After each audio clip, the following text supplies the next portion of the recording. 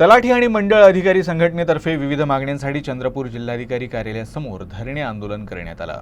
गेल्या अनेक दिवसांपासून संघटनेमार्फत जिल्हाधिकारी, उपविभागीय अधिकारी आणि तहसीलदार यांच्याकडे आर्थिक आणि सेवा विषयक मागण्या मांडल्या आहेत। मात्र प्रशासनानं या मागण्यांकडे दुर्लक्ष केल्यानं संतप्त मंडळ अधिकारी व तलाठ्यांनी आंदोलनाचा मार्ग अवलंबला आहे। सोबतच जिल्ह्यातील पाटण येथील तलाठी किशोर कुलकर यांच्यावर गैरकायदेशीररित्या विभागीय चौकशी लावण्यात आल्याच्या निषेधार्थही हे आंदोलन छेडण्यात आलंय। मागील आठवड्याभरापासून तलाठी आणि मंडळ अधिकाऱ्यांनी काळ्या फिती लावून निषेध नोंदवला, तर गुरुवारी जिल्हाधिकारी कार्यालयासमोर धरणे आंदोलन करण्यात आलं।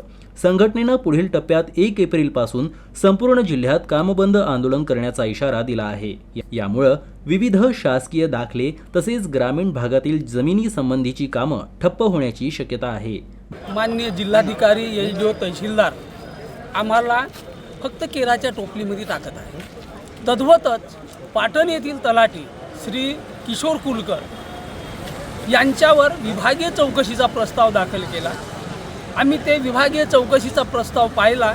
त्याच्यामध्ये फक्त त्याच्यामध्ये एक अंशही कायद्याचा आधार नाही असे गैरकायदेशीर आरोप ठेवून त्यांच्यावर विभागीय चौकशीचा प्रस्ताव दाखल केला। आमचं म्हणणं आहे, कायद्यानं बसत असेल तर तुम्ही कारवाई करा, परंतु कायद्यामध्ये बसत नाही आहे हे आम्ही प्रत्यक्षात कलेक्टर RDC यांना कागदपत्र दाखवले, परंतु त्यांनी अजूनही आम्हाला कोणत्याही चर्चेसाठी पाचारण केला नाही। आम्ही 21 तारखेला निवेदन दिला, 26 पासून आम्ही काळ्या फिती लावून आंदोलन करत होतो। आम्हाला प्रतिसाद न दिल्यामुळे आज आम्ही जिल्ह्यातले सगळे पटवारी मंडळ अधिकारी धरणे आंदोलन करत आहोत।